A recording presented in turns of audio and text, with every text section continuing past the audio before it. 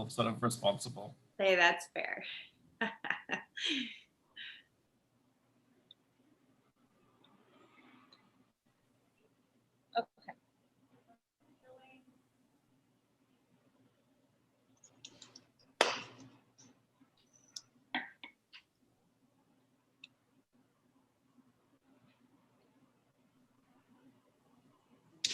Okay, let's get this show on the road. Here they all come. Paul. And Del Noche, he's right there. Boom. Ready. Ready to rock. Ready to rock.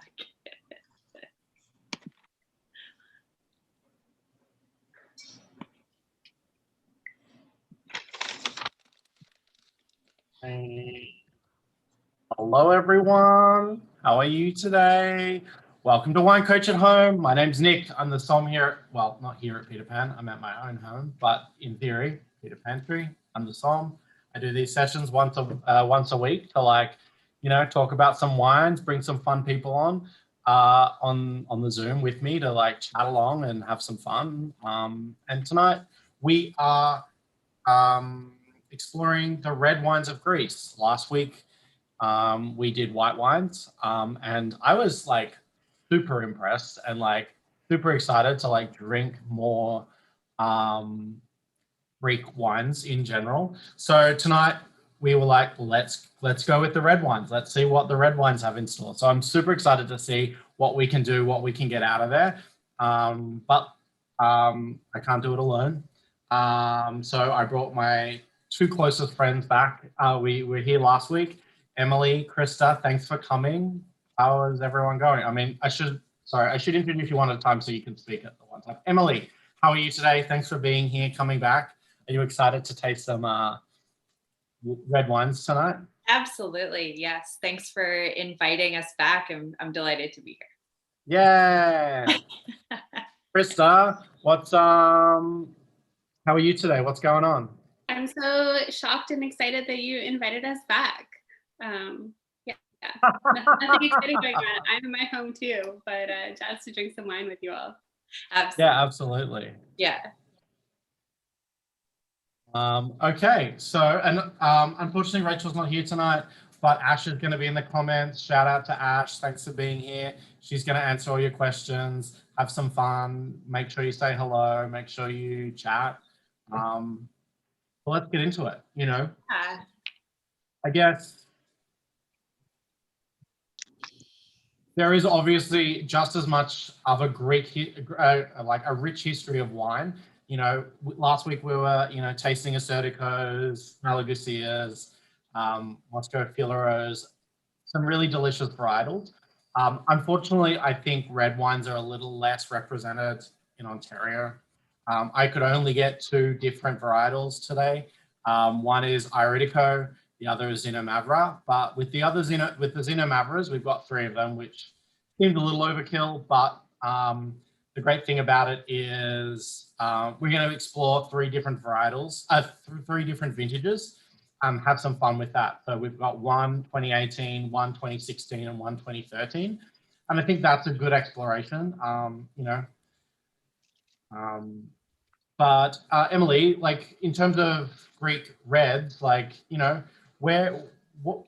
when you're talking to a guest, for example, how are you describing Greek reds? How are you convincing people to shill over their hard-earned money to taste something that they probably feel really uncomfortable pronouncing in your presence? Yeah, that's entirely fair. In a few different ways. I think that, just speaking of the two major grape varieties that we're going to be tasting this evening, if I'm using them as an example, Iridico, really does yield such a full-bodied wine that you can really, if you like Merlot, if you like anything that has that rich fruit flavor, I think that you can approach this wine and really quite enjoy it, just to kind of put it on the map somewhere as far as what to expect from the grape variety itself. And I always love Zinno Mavro, and it is quite common to liken it to Nebbiolo. So if you do your Barolos or your Barbarescos, you will probably like this wine as well. And also in Greece, you see a lot of international grape varieties like Cabernet Sauvignon and Syrah. And so it's just exploring those grapes from a different part of the world. So I think it's a really approachable place to drink red wines from.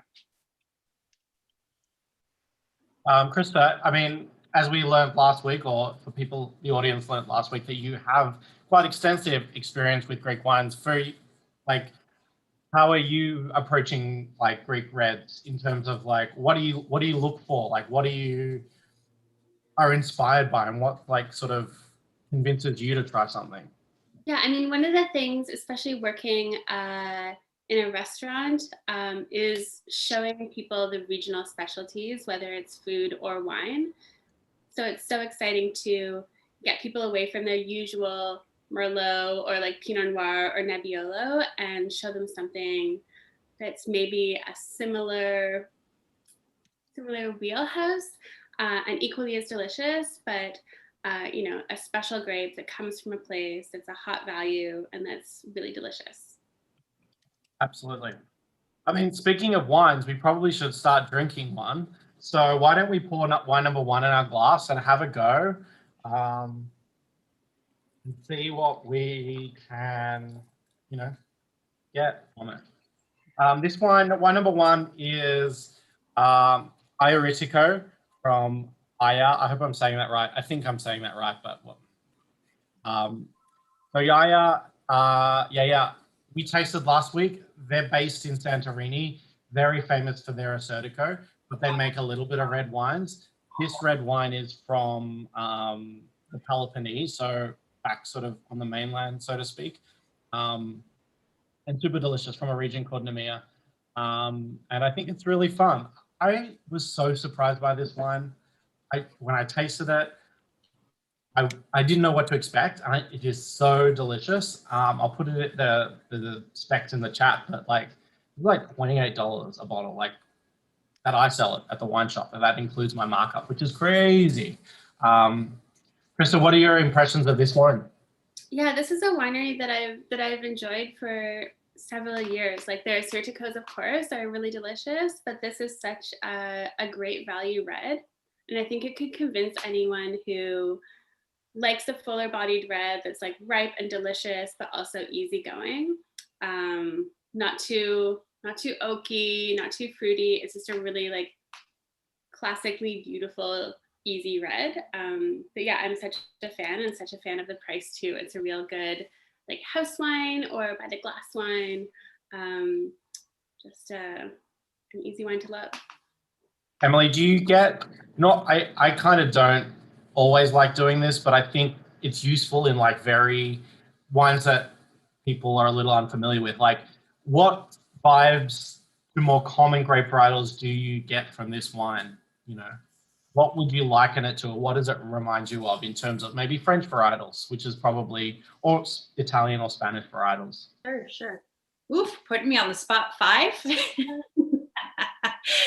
The first one that actually comes to mind, it's kind of wild, but like I would say Corvina, like from the Veneto, but like untouched Corvina, like no drying, no winemaking involved in it. It's just like, it's fresh, it's vibrant, there's tannin, but it's like really quite nicely integrated. And it's actually my favorite style of, or representation of Corvina, is that sort of style. So I'm immediately loving this wine. But that is the first thing when I stuck my nose in the glass and tasted it, that it just kind of reminded me of that. I don't know if I agree. Like that Corvina, like always has this like lightness, like the acidity, but also has this like density and has like this like very dense, like dark fruit. And I think you're right on. Like this is a good Valpolicella. God knows people love drinking Valpolicella. So like this is like actually Bardolino or anything in that. It just immediately reminded me of that. I guess like Gamay maybe at a stretch, like structurally, and yeah, just like that super fresh. I think it's absolutely delicious.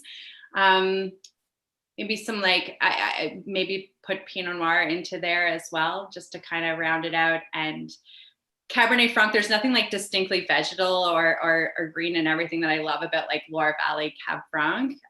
But I would throw that in there as well, and maybe Merlot without a lot of winemaking involved.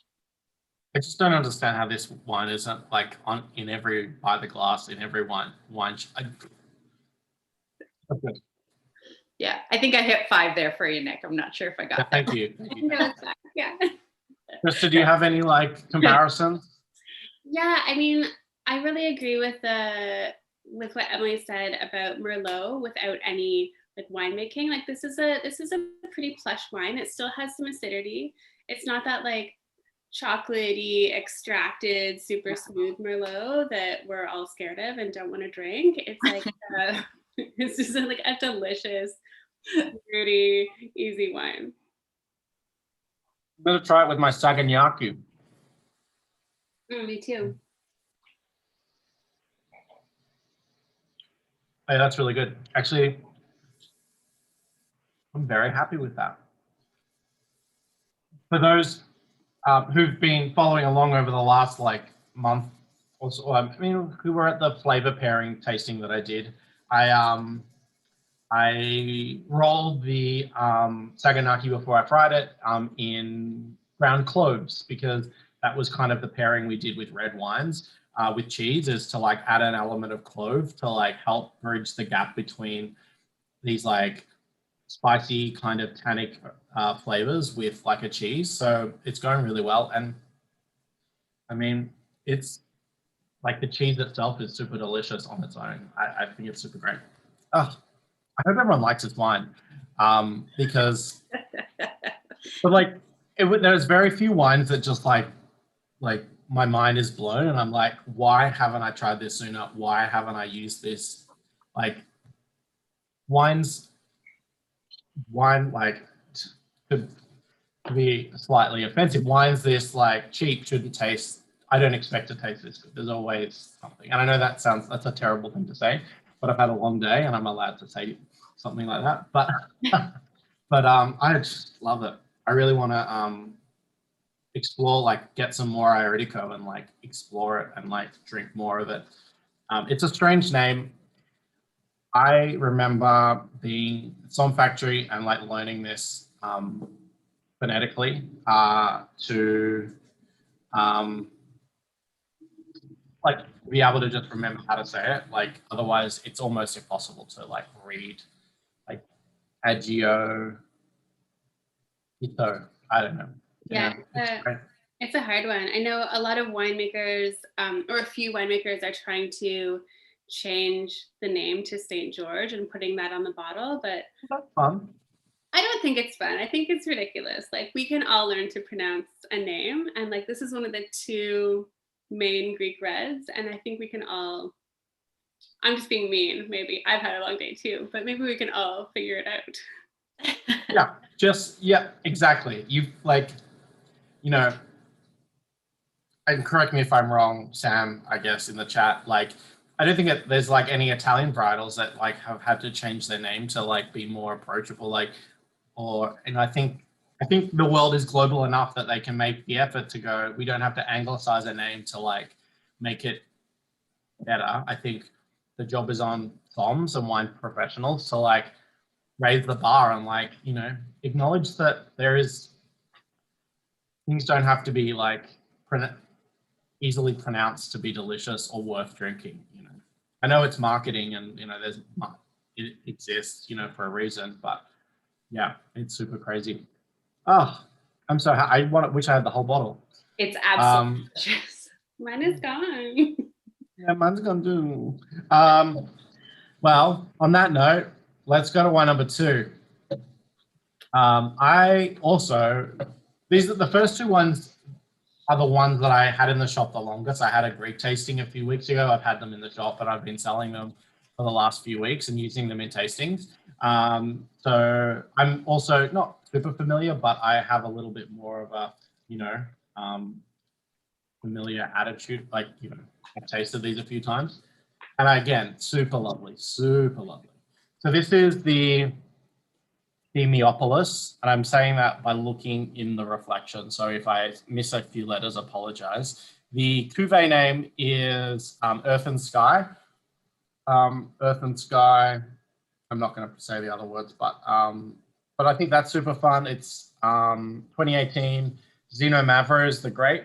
Acid Black is that right? Acid Black, yeah, is the Greek translation into English. And this is from a region, I think this is in Nausa. Am I saying that right, Krista? Nausa? Yeah.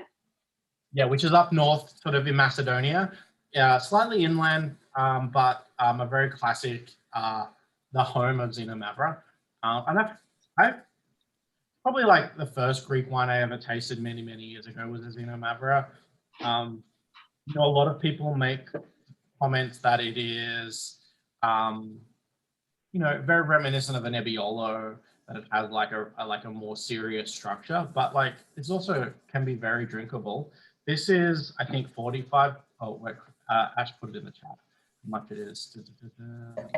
Yeah, $50. So this is a fancy Xeno Mavro.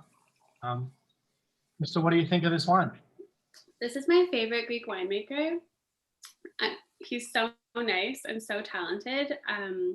This is kind of the wine that I was introduced to the first time I tasted his wines. But he also makes a lighter, juicier, kind of crunchier fruited young vines Xeno Mavro, which is so good.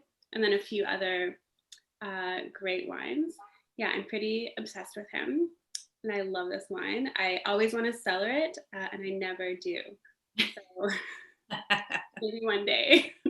You have to hide it from yourself. I will find it. And what are your thoughts on this one? No, I also think it's absolutely delicious. Like, it's so structured, and there's fruit, there's earth. It's just, it's so delicious. I And agree. now, my question, Krista, you seem very familiar with the producer, and I've had some wines too, and I've loved everything that I've had. Like Xeno Mavro is their focus, right? Am I right in saying that? Yeah, especially like at their home vineyard. He does some other projects around Greece, but at home in Nausta, he focuses strictly on Xeno Mavro in like several plots, organic farming, all that great stuff. And oh yeah, Sam says to tell us about my collaboration with him. Yes. Oh yeah, please explain. Our mutual friend Scott Seabar and I convinced his importer to convince Apostolis to do an unsulfured, like completely natural Xeno Mavro for our market. And our friend Gabe designed the label. We brought some in. Cool. It sold out so fast, and I hope he's going to make us. I think he's going to make us another vintage. Awesome. Obviously, cool. We can't travel to help him right now, but yeah. Love everything he does so much. I remember tasting it and really loving it, and then forgetting to order some, and then it all sold out, and then I was sad. But I did taste it, and it is super delicious. I love the label as well. That was pretty awesome. I have one bottle left. I was going to ask you, Krista, if you've saved it.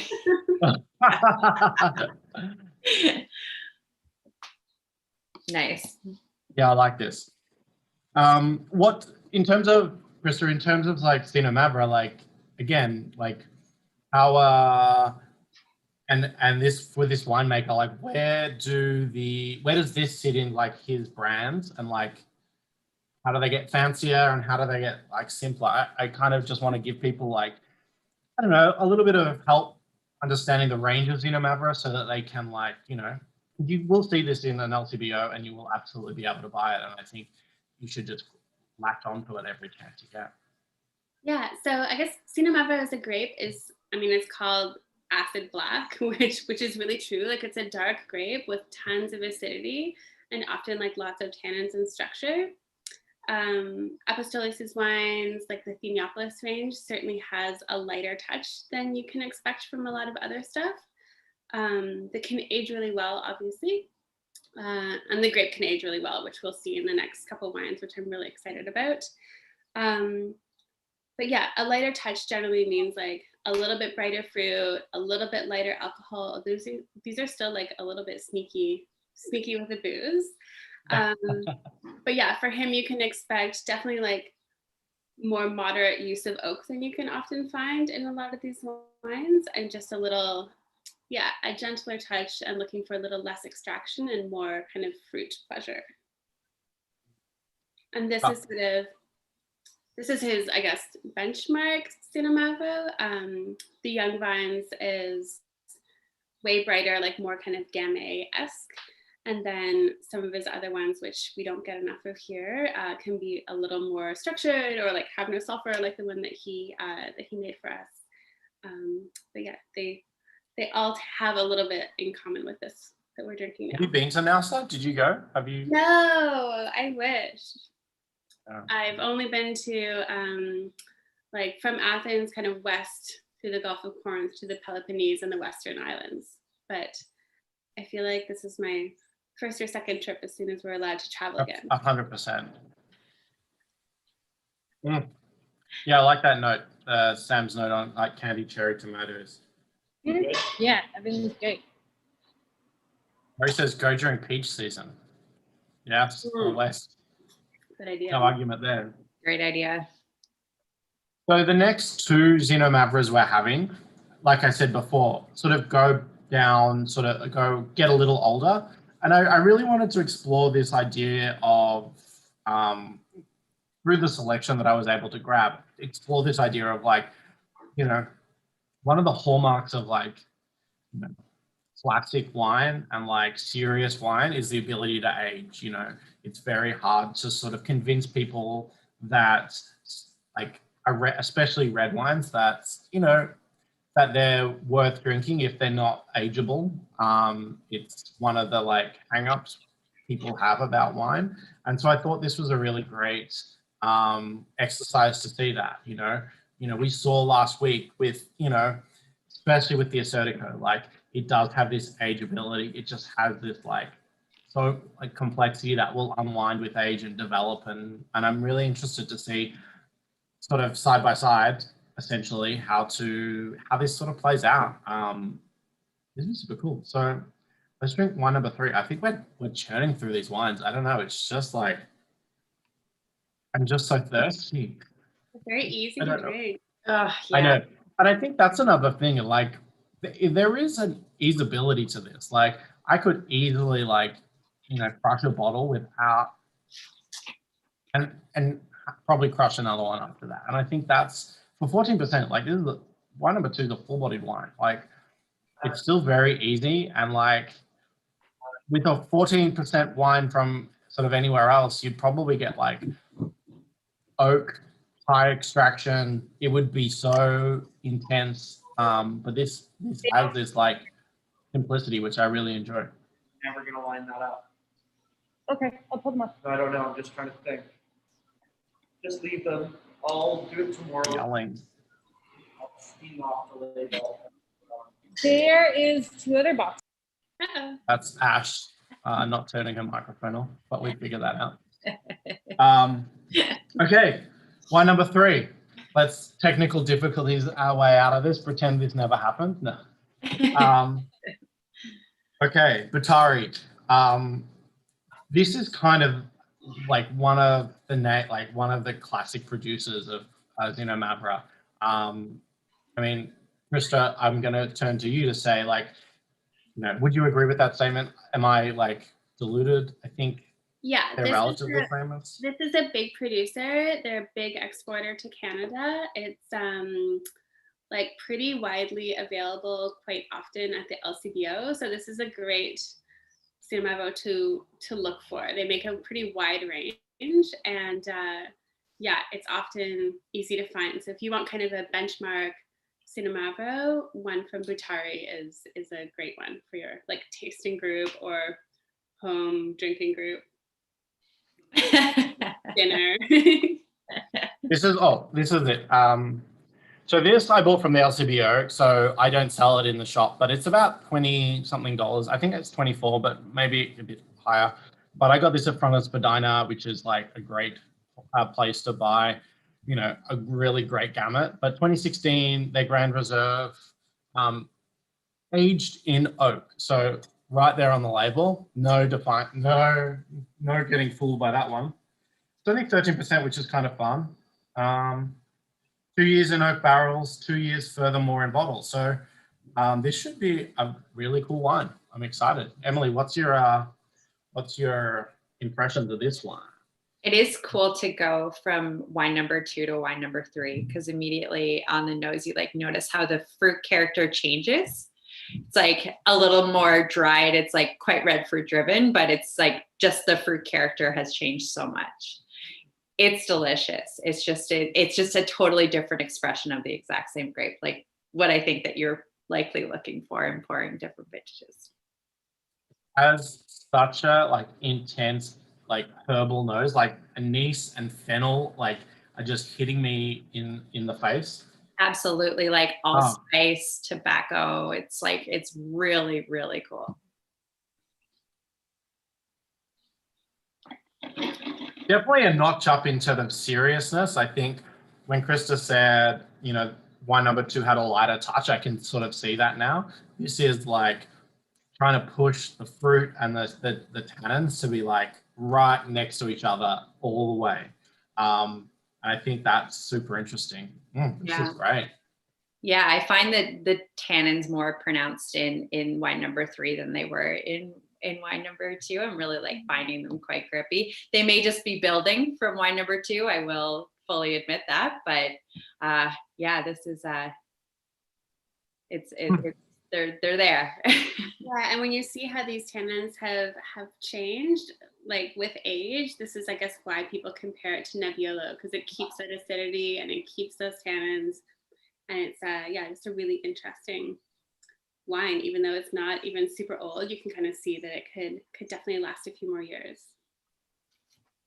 Yeah, this is cool, and I like how the color is a little like garnet, it's like bricked out a little bit, which I think is super fun. And like the fact that this is under $30, and it's like 5-year-old wine that is elegant, like serious, structured, delicious, like a fine wine of Greece, and like yet under $30. It's almost unheard of. Absolutely. I mean, it is unheard of.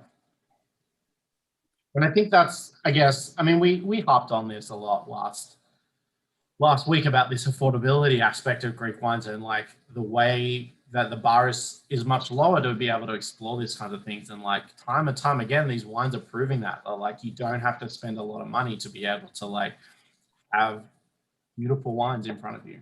Yeah. And I think, you know, I just want more people to drink Greek. I want to drink more Greek wines. I feel like it can be really intimidating to order a Greek wine on a list, especially if you're not like super familiar with the grape names or the regions. Like not even to say the pronunciation. It's definitely the kind of wine that does really well being poured by the glass, where you can pour someone a sip of this when we're in restaurants again and be like, please try this, it's good. Rather than someone, you know, taking a gamble on a full bottle, which can be kind of intimidating. Sure. Yeah, for sure. Emily, you already had a bottle of this at home. You showed me it 10 minutes ago. Like that's kind of how accessible it is. Like you like, in fact that like the fact that like, you know, two some households just had these bottles of wine hanging out. So like, yeah. I think that's a good indicator of anything. Well, I mean, to be completely honest, like I was telling the two of you, like I didn't even know that Sam had opened this 2 days ago. And he just came in and I was pouring out of the pouch and he's like, you have a whole bottle beside you. What are you doing? And he said, shut up, get to the other room, sit down with your glass of wine. Okay, I'm going to have it with the Saganaki. Very delicious. Again, not mad at this. I think the Ioretica worked a little better. I think this is the acidity is like interacting in a strange way with the cheese. But I mean, at the end of the day, this is like literally a pan of hot melted cheese. Like, is there anything better in the world than cheese that you melt, like literally just melt in a pan and just eat? Like, skip the poutine, skip the raclette, just go straight into hot melty cheese straight in your mouth. I really wanted to light my saganaki on fire online, but it seemed to be a bad idea. Yeah, yeah. Yeah. Posterity, like it would, because it's on YouTube, someone would find it. Something would go wrong. Someone would find it, and then for the rest of your life, you'd be on these like epic fail videos. 100%. Person like trying to cut a champagne bottle in half, with a saber. Oh, I feel Me, so. I know. Oh, When I see those, I don't know if anyone sees them on Instagram, of like someone holding like a double magnum of champagne, and then they're just like casually holding it, and it just like falls from them, and it's like, I get really emotional, but like I laugh, because whenever expensive wine gets into your hand, and especially a big bottle, like you should treat it like the most precious thing in the world. No like holding it around, no like showing it up in the air, no trying to savor it. Like open it very precisely, because it is worth a lot of money. And I don't care, like, unless it's the person who bought it who is like wants to lift it up, like there's no way I'm risking that kind of stuff. Again, not to only drop $1,000s of wine on the ground, but have someone videotaping it, and knowing that every som or every one person in the world has watched you drop a bottle of like a Jerry bomb of champagne or Krug. Oh God, it's literally my worst nightmare. Oh, no, not at all. I'm like that about opening sparkling wine anyway. I mean, it's probably a conversation for another time, but even 750 mils, like if that cage comes off and I'm in a restaurant and someone's like chatting with the cork just exposed, I'm just picturing it going flying, and I get nervous right away. Like, please remove me from this situation. I just get nervous right away. Because the bottle can just fumble. Like, you've just seen those epic. Ugh, it's awful.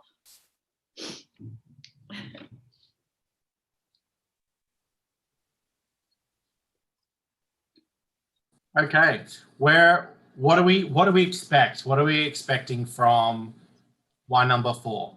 We've got 2013, so now we're at eight years. The Kamara Red. So this is Dino Mavra Merlot Syrah 2013. So it's got a little bit more in it. But yeah, let's pour it in a glass. Let's see what. Wow.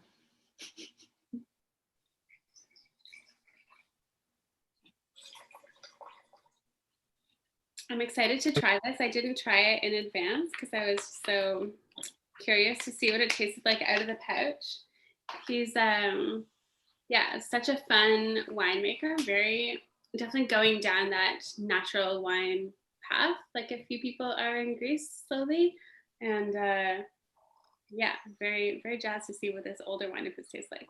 Yeah. This bottle is also under $36, so I think we buy it for like $24, like 8-year-old wine that's like under $40.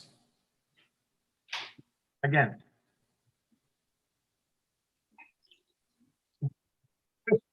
sorry, I just looked at the chat. Savoring of little people. I can't savor. I've tried it. There's too much anxiety to like have that level of like confidence to just like boom. It's also super dangerous anyway. I hate it. Good leave it. In the right situation? I don't know. Yeah. Good. Wow, this wine is so savory on the nose. It's unbelievable. It smells like bacon fat. Yeah. No, not a lot of fruit left, all just like other elements, which is quite delicious and interesting.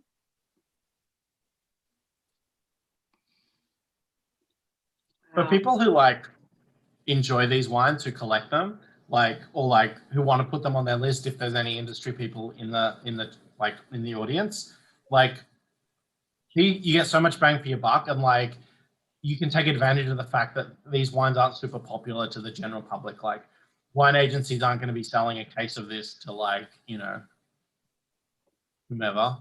And like grab it while the going's hot, right? You know, when the going's hot. I can't. I'd love to give a little shout out to shopping at the Greek LCBO on the Danforth. I guess a little bit east of Broadview. It's so good. It's really stocked with a lot of like wines that would normally go to restaurants. And whenever I go there, it's so fun. I always spend all my money. You can buy good Cipro and a bunch of cool stuff that maybe you haven't tried. Not everyone will be able to help you there, but if you do a little like Google and take a few chances, it's definitely worth a Danforth trip. Yeah. Imagine if our wine shops that we said, we had a disclaimer saying, come and buy wine from our stores. Not everyone can help you, but you know, the wine is good. Like, how is that an acceptable like excuse for the LCBO? I mean, that's a Anyway. question.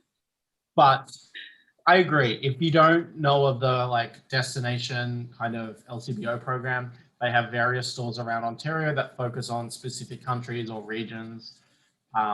It gets a bit loosey-goosey when you get to like Asia.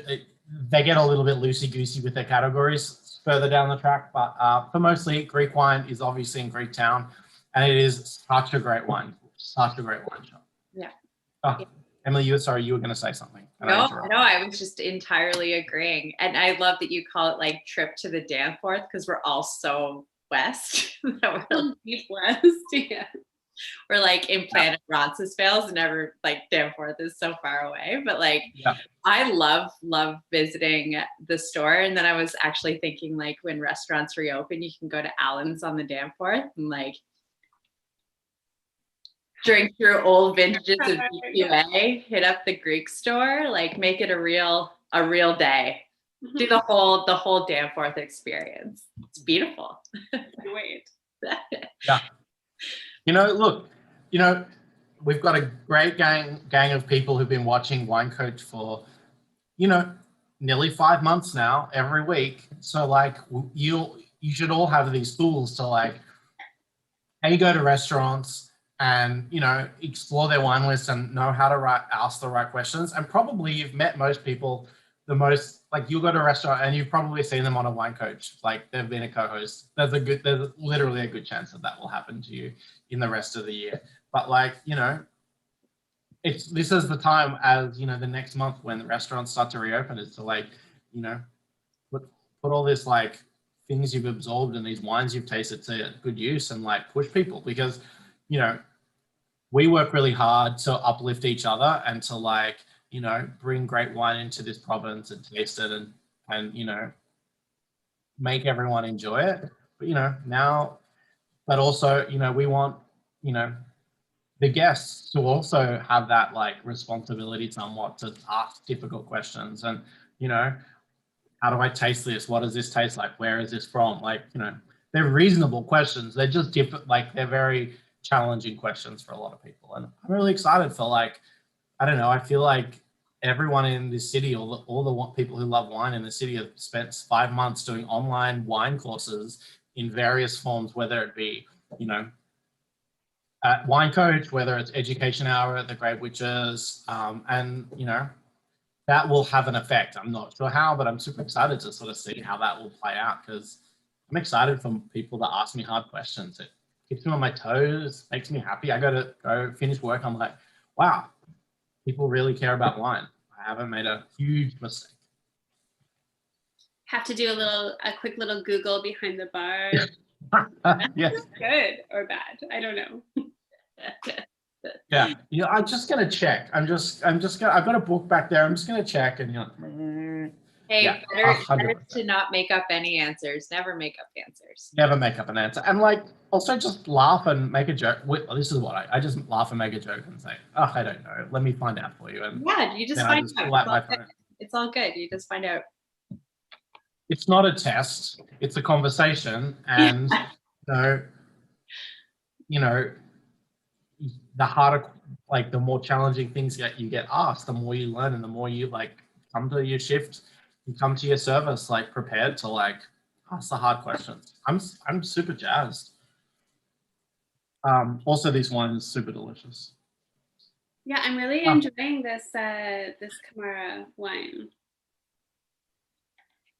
You said you were familiar with the winemaker. This is the first time I've ever had it, and I'm like super jazzed. They've got a few more of their, like I think they've got an orange wine on their market, and I'm super interested to try that because, like as you said, like this is a more natural style, but like it's drink sound, like it doesn't scream that natural wine, and like I'm super excited to like see how this plays out. Yeah, he's just a little bit north of Thessaloniki, which is a quick flight to Athens. So kind of like on the way from Athens to Macedonia, where these last two cinema members were from. And yeah, it's where he's from. He like left his job, planted some vines. Now he and his daughter are kind of the main winemakers for their family winery, and it's just they make such cool stuff. They're very curious. It's a small winery. Some stuff is definitely wilder than others. The orange wine is really interesting. They make a Retsina if you're feeling a little freaky. I hate Retsina, but I'm always excited to taste like a really cool producer's like interpretation of it, because I feel like, as we learned last week, Retsina is interpretive. Like you can explore what that means. That's cool. And it's cool. It's such a young winery. Like it's really, I don't know, like probably less than 20 years old. So you can really sort of see their evolution from planting and learning how to farm to their newer stuff being definitely more experimental and a little wilder than this. Like some of it can get a little wacky, but it's all really delicious and just moving down that path to be more of a like natural, low intervention, no oak, no sulfur kind of winery. That's really cool. You know, upon like reflection of the last 2 weeks, you know, tasting the whites and tasting the reds, like Emily, like what are your like takeaways? Like what have you learned, or you know, what knowledge or wisdom have you gained? I guess. Well, I've learned a lot. Learned a lot. Always trying to learn as much as I can, and like it has been really neat to see, you know, last week and this week too. It's just like, you know, showing the classic styles of what you expect from the Grape Variety, and then with some like really fun surprises, and also showing how winemakers, like you were saying, Krista, are like just evolving their style and changing their style over time. So like this is 2013 wine number 4, and maybe that's showing how they were making the wine at the time, and how it would be really interesting to taste something a little bit newer from them, and just to see that evolution of that winery specifically. So yeah, it's been a really awesome mix of just seeing classic styles and also like innovative winemaking and how people are evolving and changing. Krista, what have your impressions been over the last, you know, 2 weeks? I mean, it's really fun for me to get to think about Greek wine more again. Like I used to work in a restaurant that sold tons of Greek wine, and now of course we sell like a little bit and import. And but yeah, it's really nice to sort of see the spread of where Greek wine is at. And it's so delicious, and it's for the most part really like affordable and interesting. And yeah, if you're talking about bang for your buck, it's really nice to kind of taste these wines, which I think are such great deals at your wine shop or at an LCBO or on a featured restaurant list. Yeah, it feels good to taste these wines again. Oh, I bet. Yeah, and like such positive feedback from last week, like people saying how amazing the white wines were. Like, you know, often we at Wine Coach will explore, you know, Syrah or Pinot Noir, like very classic grapes that everyone has an opinion about. And it is such a refreshing moment to like, explore and taste wines that people aren't familiar about, but also, you know, like, you know, that are also accessible, like relatively accessible. I would say you can find a good solid Greek wine, you know, it's fairly common type of like wine. And I was so happy to see how people were like responsive and like really wanted to drink more, really wanted to try more, and like, and on a personal level, also like tasting these wines, I was like, I chastise myself. I keep forgetting about Greek wines, and every time I taste them, I'm like, yeah, this is delicious. So happy. You know, thousands of years of winemaking history have done something. Yeah, I mean, we didn't really explore that, like that kind of like, this isn't, you know, a super nerdy wine show, for lack of a better word. You know, Rachel's much better at that, and hopefully she'll do a Greek wine podcast on house wine, and I think that would be super interesting. But like, I hope everyone, especially the people who like tuned in for both sessions, had a really great experience, because I don't think I would not have gone out of my way, if not for Wine Coach, to taste the 9 wines that we've tasted over the 2 weeks, and every single one of them were appealing and interesting and super delicious. Chris, did you have any favorites? Did you have any over the last 2 weeks that like really made you excited? I don't know. I want to say the Retsina, but just to be a little sassy to you. No, I mean, I love the Assyrtiko last week, just because it's so like beautiful and fine and tastes so like expensive and Burgundian. But I also love those like freshy whites too. And yeah, I think for tonight, number 2 and 3 were the most like thrillingly interesting ones for me.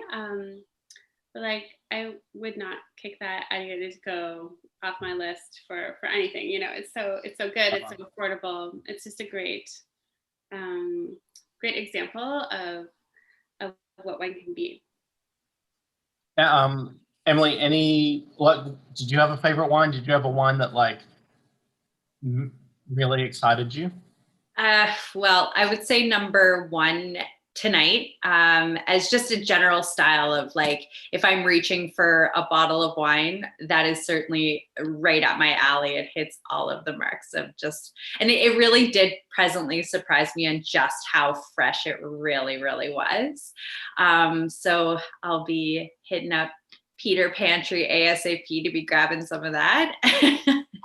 by the bucket load. It's unbelievable. So thanks for pouring it. And the expressions of Zino Mavro, I would say number 3, in that Sam and I are probably going to share the remainder of this bottle tonight. I'm really happy that he opened it on Sunday, sneaky, but That's some. Yeah, you got a big steak to eat, so I'm excited. We I do. think that's a really good pairing. Yeah, it's going to be perfect with it. I'm really looking forward to it. But honestly, I think the wines were all showing really beautifully. Let's do a Wine Coach at Home special edition when we're all 3 of us are in Greece, and we will do it. And this is post-pandemic world. Virtual tastings, you know, will slow down, but you know, why not when we're in different countries? And like, you know, I think we could all make the effort to meet up in Greece. Come on, it's not that hard. Sure. We'll pour some open wines. We'll do a Zoom account, like Zoom link, and people can just like go crazy drinking Greek wines with it. Yeah, maybe we can like revisit the canned wine topic and just do it like Greece style, like bring everything full circle, everything we've done together. Absolutely. All our wine is in plastic jugs. Yeah, that's the way of the future. Bottles are passe. Pre-pandemic. No, the world's got to change somehow, and like if the pandemic, you know, why not the wine culture as well, you know? But thanks both of you for coming for both sessions. I really, really appreciate it. And I had a lot of fun just with these wines. Like very often, you know, I am so surprised by all of these wines, and all of them have made me really happy. So, and I'm glad that the Butari is at the LCBO quite often. So I'm definitely going to try to pick them up when I'm there, and I hope everyone does too. Go say hi to Carrie. Yeah, always.